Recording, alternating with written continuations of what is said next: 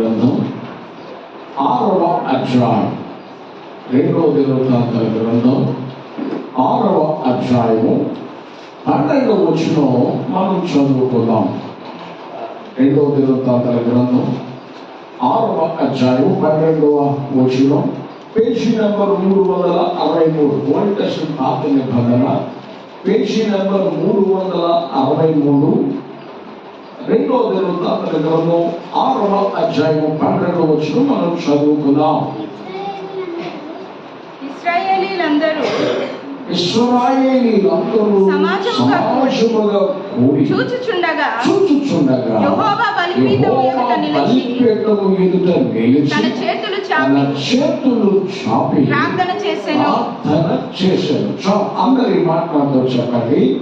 ఇశ్రాయేలీలందరూ సమాజముగా కూడి చూచుచుండగా యెహోవా బలిపీఠము ఎదుట నిలిచి తన చేతులు చాపి ప్రార్థన చేసెను. ఎవరు ప్రార్థన చేసిన వారు అనంటే సొలొమోను. ఎవరండి? ఈయన ఒక రాజు. సమాజం అంతా చూస్తుందట.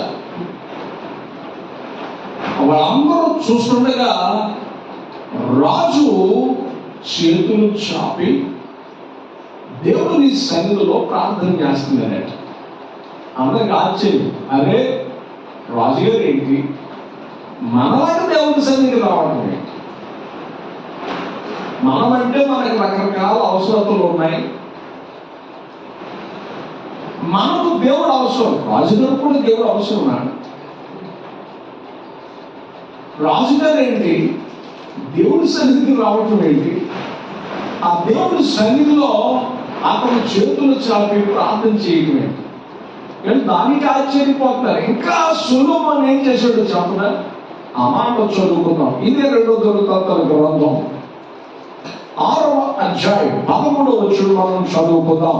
తాను చేయించిన 5 మూరల పొడవును 5 మూరల వెడల్పును 3 మూరల ఎత్తును గల ఇత్తడి చప్పరమును ముంగిటి ఆవరణమునందుంచి దాని మీద నిలిచి సమాజముగా కూడి ఉన్న ఇశ్రాయేలీలందరి ఎదుటను మోకాళ్ళుని చేతులు ఆకాశము వైపు చాపి సొలొమోను ఇట్లని ప్రార్థన చేసెను. స్తోత్రం చెప్పండి. సొలొమోను సమాజం చూస్తుండగా ప్రార్థన చేస్తున్నాడు చేతులు చాచి. వాళ్ళు దానికే ఆశ్చర్యపోతుంటే రాజైన సొలొమోను మోకాళ్ళు వేసాడట. ఏం చేశాడట? సొలొమోను, రాజైన సొలొమోను మోకరించి ఆకాశము పట్టున దేవుని వైపు చేతులెత్తి ప్రార్థన చేస్తున్నాడు. ప్రార్థన చేసే పరిచర్య.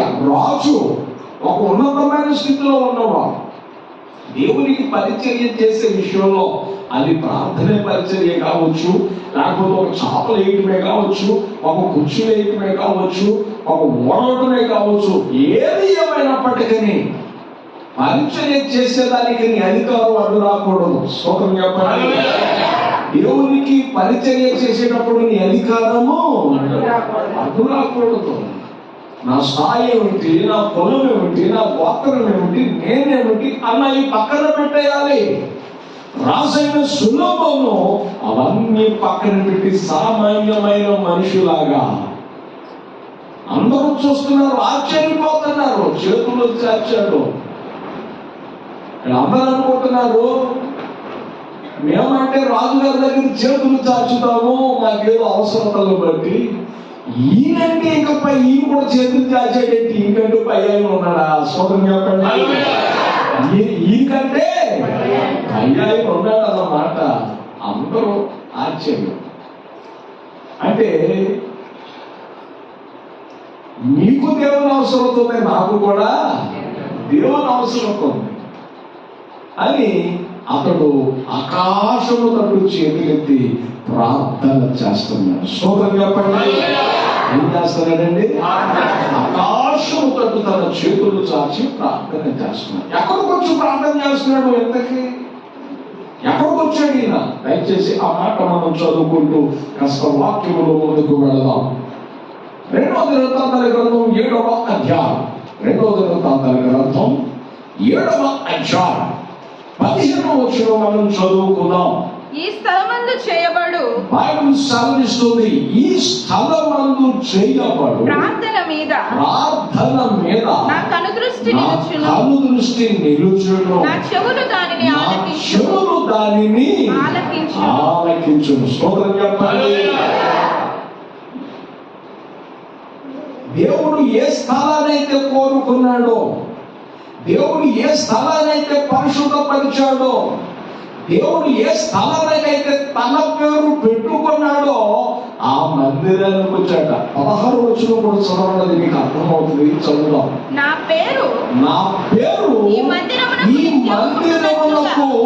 నిత్యము ఉండునట్లుగా నేను దాన్ని కోరుకొని పరిశుద్ధపరచితిని. నా దృష్టియు నా మనస్సును నిత్యము దాని మీద ఉండును. స్తోత్రం చెప్పండి.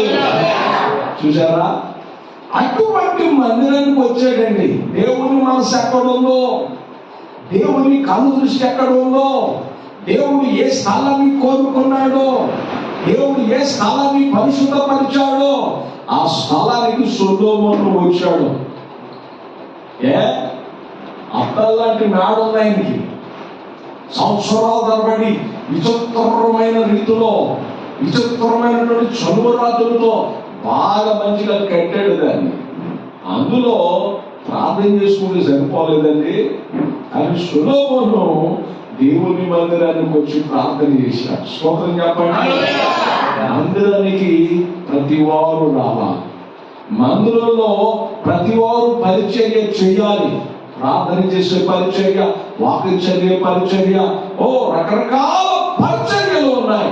స్థాయిలు పక్కన పెట్టి, గోత్రాలు పక్కన పెట్టి, మన రకరకాల పరిస్థితులను పక్కన పెట్టి దేవుని దగ్గర ఒక సామాన్యమైన మనిషిలాగా మనం బ్రతకాలి. స్తోత్రం చెప్పాలి. సొలొమోను అట్లా చేశాడు. సొలొమోను దేవుని మందిరానికి వచ్చాడు. రాజుకే మందిరం అవసరమైతే మనకి ఎంత అవసరమైంది చెప్పాలి. రాజుకి ఏం అవసరమైందండి? అందరూ చెప్పాలి. మరి మనకి ఎంత అవసరమైంది? మనకి ఇంకా చాలా అవసరం మందిరం. రాజుగారు మందిరానికి వచ్చి ప్రార్థన చేస్తున్నాడు. ఎందుకు ప్రార్థన చేస్తున్నాడంటే అక్కడ ఏ ప్రార్థన చేసినా అంగీకరించడం. అక్కడ వచ్చి ప్రార్థన చేస్తే దేవుడు తప్పనిసరిగా దీవిస్తాడు. అది సొలొమోనుకు తెలుసు. ఆకాశము పట్టజాలని దేవుడి దగ్గరకు వచ్చాడు. ధూపం వేయడానికి, ప్రార్థన చేయడానికి దేవుని మందిరానికి వచ్చాడు. తన పరిస్థితులు చక్కపరుచుకోవటానికి. రాజుగారు అందరి పరిస్థితులు చక్కపరుచుకుంటే రాజుగారి పరిస్థితులు దేవుడు చక్కపరచాలి. స్తోత్రం చెప్పాలి. రాజుగారి పరిస్థితి ఎవరు చక్కపరచాలంటే దేవుడు చక్కపరచాలి. అందుకే మీకే కాదు, దేవుడు నాకు కూడా దేవుడే, దేవుని అవసరం ఉంది అని దేవుని సన్నిధికి వచ్చి ప్రార్థన చేస్తున్నాడు. రాజుగారి తన స్థాయి పక్కన పెట్టి తన స్థితిని మర్చిపోయి సామాన్యమైన వ్యక్తిలాగా దేవుని మందిరానికి వచ్చి ప్రార్థన చేస్తున్నాడు. ఏమంటే రాజుగారు అక్కడ వచ్చి ప్రార్థన చేశాడు కదా, మరి సొలొమోనుకి ఏమైనా లబ్ధి కలిగిందా, ఏదైనా మేలు కలిగిందా, ఏదైనా లాభం కలిగిందా అని మీరు నన్ను అడగచ్చు. మరి దేవుని మందిరానికి వచ్చి సొలొమోను ప్రార్థన చేశాడు. సొలొమోనుకు దేవుడు ఏ విధంగా సొలొమోను ఆశీర్వదించాడు, ఏ విధంగా అతను వర్ధన చేశాడో ఆ మాట కూడా మనం చదువుకుందాం. చూడండి. 2వ దినవృత్తాంతాల గ్రంథం 9వ అధ్యాయం. 2వ దినవృత్తాంతాల గ్రంథం 9వ అధ్యాయం 22వ వచనం మనం చదువుకుందాం. రాజైన సొలొమోను భూరాజులందరికంటే ఐశ్వర్యమందును జ్ఞానమందును అధికుడాయెను. స్తోత్రం చెప్పండి. దేవుని మందిరానికి వచ్చిన సొలొమోను, దేవుని మందిరానికి వచ్చి మోకాళ్ళేసిన సొలొమోను, మోకరించిన సొలొమోను, ఆకాశము తట్టు కన్నులెత్తి ప్రార్థన చేసే సొలొమోనుకు దేవుడట వాగ్దానం చేశాడు, గొప్పగా దీవించాడు. ఏమన్నాడు తెలుసా? నీకంటే ముందున్న రాజులు కానీ నీకంటే అనుకున్న రాజులు కానీ ఎంత ఐశ్వర్యం ఎవరికి ఇవ్వరు. స్తోత్రం చెప్పండి. హల్లెలూయా. ఐశ్వర్యం అంటే ఏమిటి చెప్పండి? డబ్బు. మనుషులు డబ్బును సంపాదించడానికి ఎన్ని రకాల ప్రయత్నాలండి. ఎవరి ప్రయత్నాలు వారి, అవునే కదా, ఎవరి ప్రయత్నాలు వారి డబ్బును సంపాదించేవారు. కానీ సొలొమోను దేవుని సన్నిధిలో ప్రార్థన చేశాక అందుచేత భూరాజులలో కల్లా ఐశ్వర్యవంతుడు చేశాడట. ఏం చేశాడట? అందరూ చెప్పాలి. ఐశ్వర్యవంతుడు దేవుడు చేశాడు. భూరాజులో కల్లా, భూరాజులు అందరికంటే, భూలోకం ఎంతమంది రాజులు ఉన్నారో తనకు ముందు కానీ తన ఘనంగా వచ్చిన రాజులకి ఎవరికి అంత ఐశ్వర్యం లేదు. అంత ఐశ్వర్యాన్ని దేవుడు ఇచ్చాడట. అదే టైంలో దేవుడు సొలొమోనుకు మంచి జ్ఞానాన్ని అనుగ్రహించాడట. రాజ్యాన్ని చక్కపరచాలి కదా, ప్రజలందరికీ న్యాయం చేయాలి కదా, ప్రజలందరికీ మంచి పరిపాలన అందించాలి కదా, అవునా కదా? మనోళ్ళు పథకాలు పెడతారు, పథకాలు ఒకదారి మనిషి ఒకదారి. స్తోత్రం చెప్పండి. అవునా కదా? పథకాలు పెడతాం, పెట్టిన పథకాలు ఏమవుతాయి? దేశవ్యాప్తంగా ఏ ప్రభుత్వం గురించి మనకు పుస్తకం చెప్పండి. దేవుడు వెళ్ళారా? దేవుడు వాక్యం సెలవుస్తుంది. ఆ మాట ఇచ్చిన మాటల్ని నెరవేర్చాలి. తగిన జ్ఞానం ఇచ్చేమని కూడా ప్రార్థన చేశాను. దేవుని సన్నిధికి వెళ్ళి బైబిల్ సెలవుస్తుంది, మీరు ఎవరికైనా జ్ఞానం కొదువుకునేలా అతడు దేవుని అడగాలి. వాక్యంలో రాయబడింది, ఇశ్రాయేలీయులండి రాజుగా అభిషేకించేటప్పుడు వారికి పరిశుద్ధ గ్రంథాన్ని ఇస్తారు. ఏ గ్రంథాన్ని ఇస్తారు? ధర్మశాస్త్రాన్ని, దేవుని వాక్యాన్ని ఇస్తారు. ఏమి ఇస్తారండి? దేవుని వాక్యాన్ని ఇస్తారు. వాక్యాన్ని చదువుకోవాలి, వాక్యానుసారంగా నడవాలి. అది ఇశ్రాయేలీయుల రాజుల విధానం. మనోళ్ళు ఉన్నారు, ఎన్నో రకాల ప్రమాణాలు చేస్తారు. ఎక్కిన తర్వాత ఒకటి, ఎక్కక ముందు ఒకటి. స్తోత్రం చెప్పండి. ఎక్కిన తర్వాత ఒకటి, ఎక్కక ముందు ఒకటి. కానీ ఇశ్రాయేలీయులు ఏ మాట ఇచ్చారో ఆ మాట ప్రకారం వాక్యాన్ని చదువుకుంటూ ధర్మశాస్త్రాన్ని గమనిస్తూ ధర్మశాస్త్ర ప్రకారంగా రాజ్యపాలన జరిగించాలి. అది దేవుని వాక్యం సాధిస్తుంది. సొలొమోను ఇశ్రాయేలుకు మంచి పరిపాలన అందించండి. ఏం అందించాడండి? మంచి పరిపాలన సొలొమోను అందించగలిగాడు. ప్లస్ ఐశ్వర్యంతో దేవుడు నింపాడు. దేవుడు మందిరానికి వస్తే నీ అవసరం తీర్చబడతాయి, తీర్చడు అనేది లేదు. దేవుని మందిరానికి ఎందుకు వచ్చాడు? దేవుని సమాజంలో దేవుడు నిలిచి ఉన్నాడు. ఎందుకు నిలిచాడంటే మన అవసరతలు తీర్చడానికి, మన ఆత్మీయ జీవితాన్ని ఆశీర్వదించడానికి, మనకి క్షేమం ఇచ్చేయడానికి, తన భద్రత ఇచ్చేయడానికి, తన రెక్కల క్రింద ఆరోగ్యం దేవుడు మనకి ఇవ్వడం కొరకు దేవుడు తన సమాజంలో ఉన్నాడు. ఆయన సన్నిధికి వచ్చిన పెట్టలాగా మీ అవసరతలు దేవుడు తీర్చుగాక. మీ అవసరతలు తీర్చబడతాయి. దేవుడు తీర్చగల శక్తిమంతుడు, సమర్థుడు. అయితే దేవుని మందిరానికి రావాలి. దేవుని మందిరానికి వచ్చి నువ్వు జ్ఞాపకం చేయాలి. దేవుని మందిరానికి వచ్చి నువ్వు ప్రార్థించాలి. ఇతడే దేవుని మందిరానికి వచ్చి ప్రార్థన చేయడం ద్వారా అతని ప్రార్థన ఆలకించిన దేవుడు, అతని మీద దృష్టి నిలిపిన దేవుడు భూరాజులు అందరికంటే ఐశ్వర్యవంతుడిని చేశాడు, మంచి జ్ఞానవంతుడిగా చేశాడు. సొలొమోను వంటి జ్ఞానవంతుడు లేడు, రాలేదు, పుట్టలేదు. అంతగా దేవుడు జ్ఞాపకం చేసుకున్నాడు. అది ప్రార్థన ఫలితం. దేవుని సన్నిధిలో ప్రార్థించబడుతుంది. మరి దావీదు కూడా ఏం చేశాడో చెప్పిన ఆ మాట కూడా మనం చదువుకుందాం. 2వ సమూయేలు గ్రంథం 7వ అధ్యాయం 2వ సమూయేలు గ్రంథం 7వ అధ్యాయం 7వ అధ్యాయం 18వ వచనం చదవండి. పేజీ నెంబర్ చెప్పండి. 258 అండి. 257 ఓల్డ్ టెస్టమెంట్ పాత నిబంధన 258. 2వ సమూయేలు గ్రంథం 7వ అధ్యాయం 18వ వచనం మనం చదువుకుందాం. దావీదు రాజు బాగా ఆలోచించండి. దావీదు రాజు లోపల ప్రవేశించి ఎక్కడండి? లోపల ప్రవేశించి ఏ లోపల చూద్దాం. లోపల ప్రవేశించి యెహోవా సన్నిధిని కూర్చుండి అది యెహోవా సన్నిధిని కూర్చుండి. స్తోత్రం చెప్పండి. ఆమేన్. హల్లెలూయా. చూసారా రాజుగారు ఎక్కడికి వచ్చాడండి? అందరూ చెప్పాలి.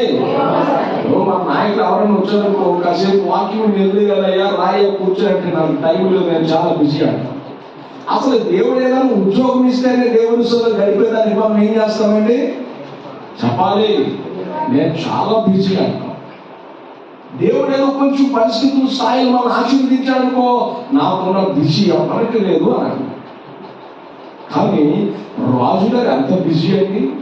రాజుగారు తన బిజీ షెడ్యూల్ అంతా పక్కన పెట్టేసి దేవుడి సన్నిధికి వచ్చాక లోపల ప్రవేశించాడు. ఎక్కడ ప్రవేశించాడండి? ఒక ఆయన ఆవిడకి బాగలేదని ఆయన భార్యకి ప్రార్థన చేయడానికి రామన్నాడు. నాకు ప్రభుని మీకు ఇచ్చాయా అని అన్నాడు. చాలా సంతోషం.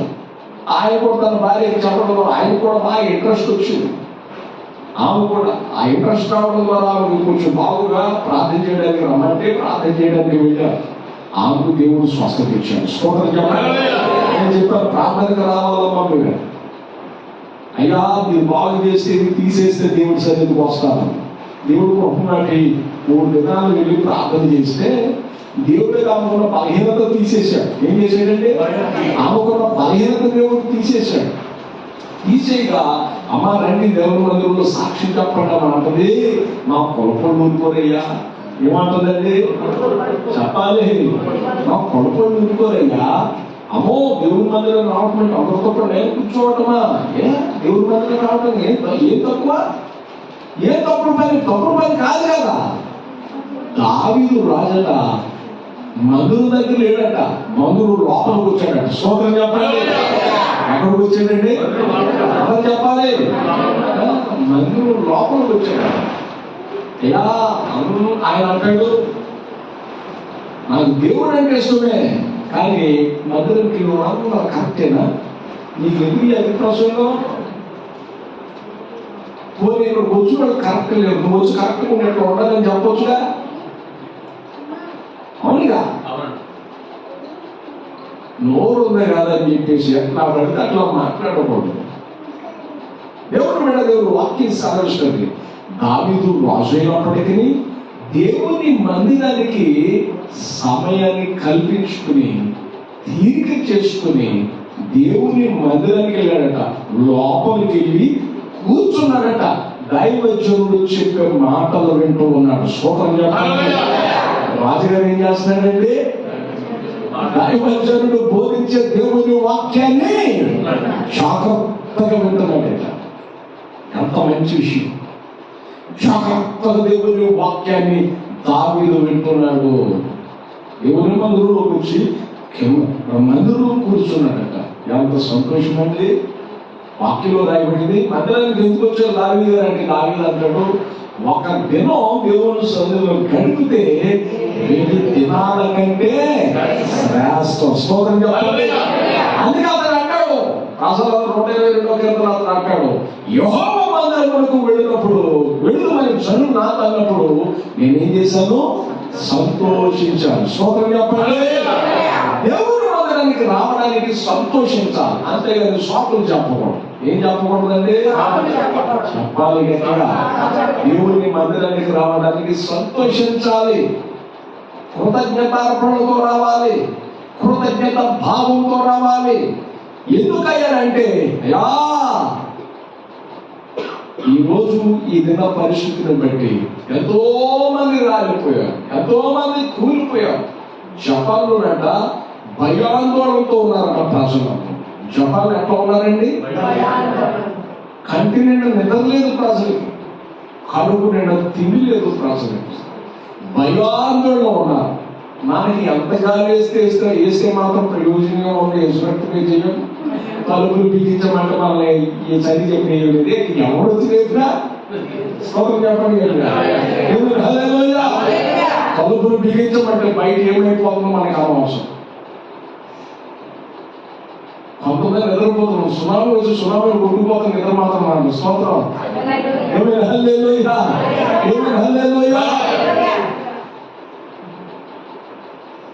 కానీ జపాన్లో ఉన్న ప్రజలందరూ కూడా సునామీ భయంతో, భూకంపపు భయంతో అల్లాడిపోతున్నారు. వాళ్ళకి నిద్ర లేదు. దేవుడు ఎంత మంచిగా ధరించాడు రాత్రి అంతా మనకి. చెప్పండి గట్టిగా, ఎంత మంచిగా ధరించాడు, మంచి ఆరోగ్యం ఇచ్చాడు. టిఫిన్ చేసి వచ్చారు దేవుడి మందిరానికి. దేవుడిని కూడా దీవించును కాక స్తోత్రం చెప్పండి. హల్లెలూయా. చక్కగా భుజించడానికి దేవుడు ఇచ్చాడు. ఇప్పుడు చెప్పండి, ఎందుకు నేను అడుగుతున్నాను చెప్పండి. ఈ 5 ఏళ్ళు కూడా అంటాను దేవుడు కుటుంబాలండి. స్పష్టంగా రాయబడింది, ఆయన సెలవు లేకుండా భోజనం చేయటం అసాధ్యం అంట. భోజనం చేయటం అసాధ్యం. ఆయన సెలవు లేకుండా ఏది చేయడం. అడుగు తీసు అడిగి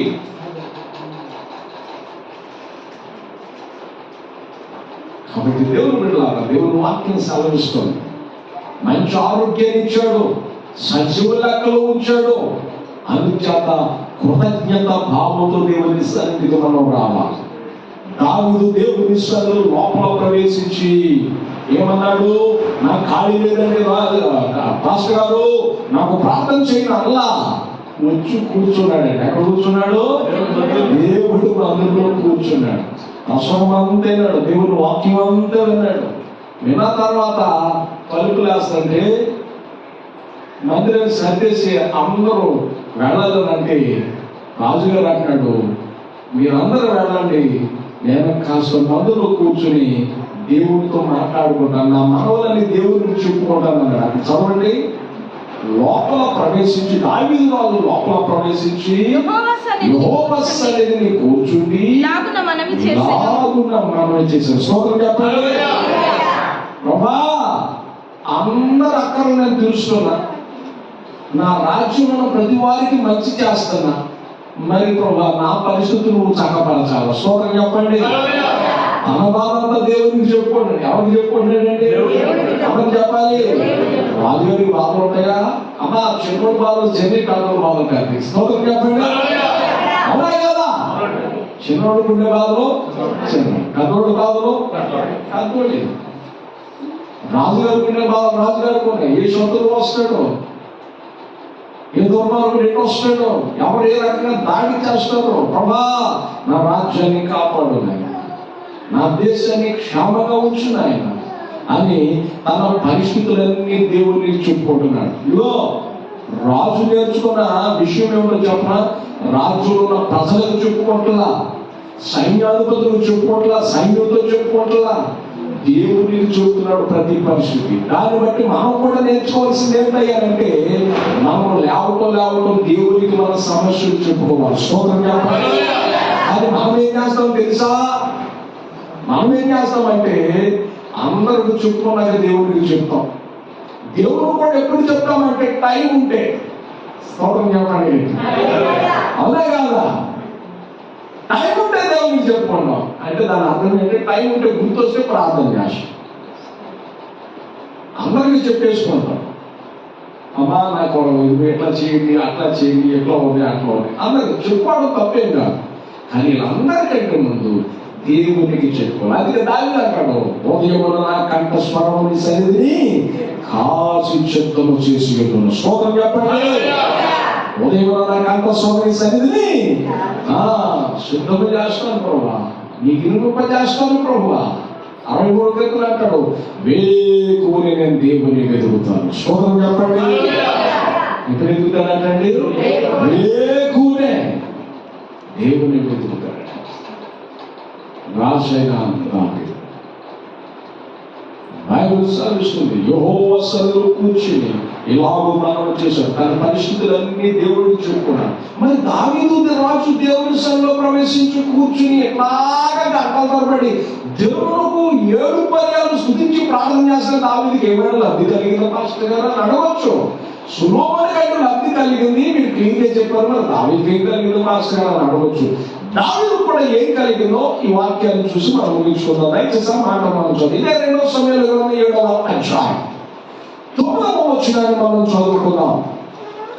7వ అధ్యాయం 9వ వచనం. నీవు పోవు చోట్ల నెలను నీకు దావీదుతో దేవుడు అంటున్నాడు, దావీదు నా సన్నిధిలోకి వచ్చి కూర్చుని నా సన్నిధిలో విజ్ఞాపన చేసావు కదా, ఇదిగో నీకు వాగ్దానం చేస్తున్నాను. నువ్వు ఎక్కడికి పోతావో నీవు పోవు చోట్లల్లా నీకు తోడుగా నుండి ఎట్లా ఉంటాడండి?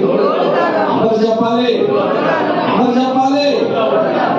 తోడుగా ఉంటాడండి. ఎట్లా ఉంటాడంటే ఎంత అద్భుతమండి. దావీదు అక్కడికి పోయిన దేవుడు దావీదుతో వెళ్తాడండి, నేను నీకు తోడుగా ఉంటాను.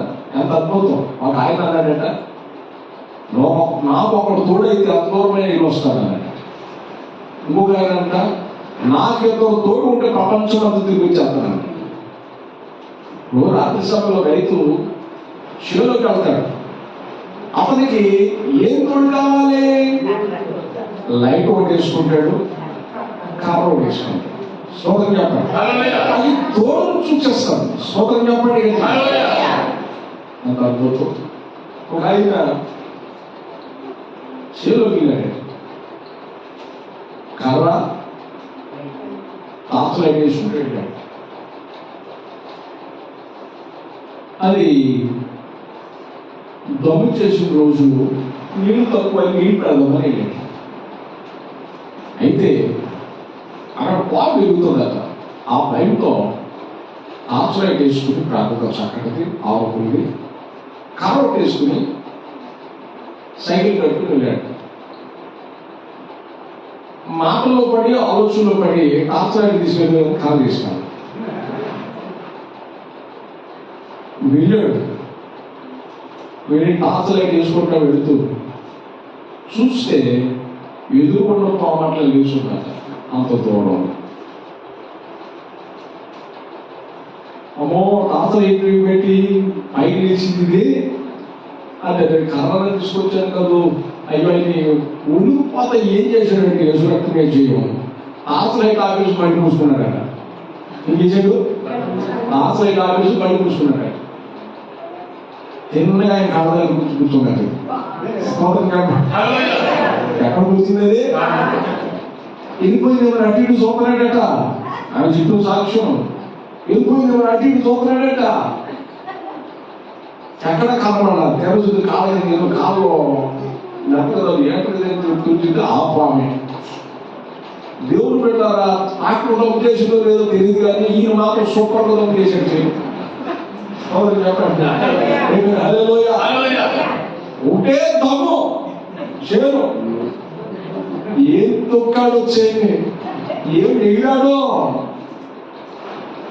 అంతగా అల్లాడిపోయాడు. ఇప్పుడు రాత్రి సమయంలో మనకి ఏం కావాలి? లైట్ కావాలి, కర్ర కావాలి. స్తోత్రం చెప్పండి. హల్లెలూయా. దేవుడు వాక్యం సెలవిస్తుంది, దావీదు పోవు చోటలల్లా యెహోవా అతనికి తోడుగా ఉన్నాడట. ఎట్లా ఉన్నాడట? యోసేపుకు దేవుడు తోడుగా ఉన్నప్పుడు ఆ ఫరో ఇంట్లో యోసేపు అడుగు పెట్టగానే దేవుడు అతనికి తోడుగా ఉండటం ద్వారా ఫరో ఇల్లు పాల పొంగు అయిపోయిందట. ఫరో ఇల్లు ఎట్లయిపోయిందట? చెప్పాలిగా 30 బస్తాలు పడేది 60 బస్తాలు పడుతుంది. ఇంటిలో పొలంలో ఎక్కడ చూసినా సమృద్ధేనంట. యోసేపుకు యెహోవా తోడయ్యుండని వాక్యం సెలవిస్తుంది. ఆ రాజులు అన్ని రాజులు వచ్చి అబ్రహాంతో మాట్లాడతారు, ఇస్సాకుతో మాట్లాడతారు. మీకు మీ జీవితంలో సక్సెస్ సాధించడానికి కారణం ఏమిటంటే మా దేవుడైన యెహోవా మాకు ఉన్నాడు. స్తోత్రం చెప్పండి. మాకు తోడుగా ఉన్నాడు. మా దేవుడైన యెహోవా మాకు ఎట్లా ఉన్నాడు? తోడుగా ఉన్నాడు. అందుకే అలాగే మా ప్రయత్నాలన్నీ ఆశీర్వదించడం, మా పనులన్నీ సఫలపరచడం. దావీదు పోవు చోట్లలో యెహోవా అతనికి తోడుగా ఉన్నాడట. తోడుగా ఉండి దేవుడు ఏమంటున్నాడు? శత్రువులందరినీ ఏమిటట? నీ శత్రువులందరినీ ఎదుట నిలవకుండా నేనేం చేస్తాను? నిర్మూలము చేసి నేను నీకు తోడు ఉన్నాను కాబట్టి వాడు ఒక త్రోవ వస్తే 7 త్రోవలు పారిపోయేటట్టు చేస్తాను. స్తోత్రం చెప్పండి. ఒక త్రోవ వస్తే 8 త్రోవలు కూడా పారిపోయేటట్టు చేస్తాడండి దేవుడు. మనం చెప్పాలి, 7 త్రోవలు కూడా పారిపోయేటట్టు దేవుడు చేస్తాడట. దేవుడు తోడుగా ఉండడం ద్వారా ఇది లాభం. దేవుని సన్నిధికి వెళ్ళడం ద్వారా ఇది లాభం. దేవుని తోడు మనకు లభిస్తుంది. శత్రువు, మనకి శత్రువు ఎవరో ఇంటి ముందు ఇంటి పక్కన ఉన్నోడు కాదు. మనకి శత్రువు కరువు, మనకి శత్రువు పాపం, మనకి శత్రువు మన శరీరమే. దీనికి 3 పూట్ల మేత పెట్టమంటే మన మాట స్తోత్రం. అవునే కదా? చెప్పండి. భోజనం చేయకముందు ప్రార్థన వేరు ఉంటుంది. భోజనం తిన్న తర్వాత మంచం ఏం చేస్తుంది? ఏమంటారంటే కామాన్ అంటారు. స్తోత్రం చెప్పండి. భోజనం చేయకుండా ఒక ప్రార్థన, భోజనం చేశాక ఒక ప్రార్థన. కొంతమంది మర్చిపోయేది కానీ బాగోలేదు కానీ మంచాలుగా తినేసి పడిపోయి ఆయన ఈ రాత్రంతా కాయప్రభ నీకు స్తోత్రాలు తర్వాత చూసుకున్నాను మెట్టేయమంటే యేసునామములో అడుగుతున్నాను తండ్రి. స్తోత్రం చెప్పండి. ఒక తల్లి చూసాను, ఆ తల్లి చెయ్యి కలుపుకుండా పడిపోతుంది. స్తోత్రం. తల్లిని చూసాను నేను. ఆమె ఏం చేస్తుందంటే చెయ్యి కలుపుకోకుండా తిరిగి పడిపోతుంది. అదేమిటో వెంటనే చెయ్యి కలుపుకోదండి.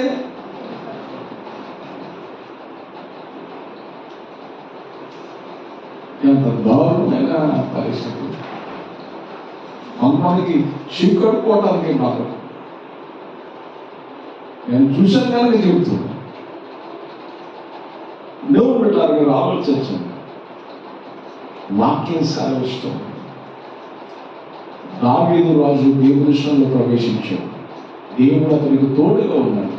శత్రులందరినీ చెదరగొట్టాడు. శత్రులందరూ ఏం చేశాడు? అంతేనా? ఇంక వాక్యంలో రాయబడింది, లోకములోని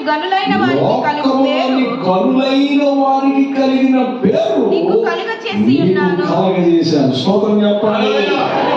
దేవుని సన్నిధి కలపడం ద్వారా దావీదు ఏమన్నాడు తెలుసా? అదే గొర్రెలు కాసుకున్నాడు ఆ దావీదు గారు. అది అనేవాడు.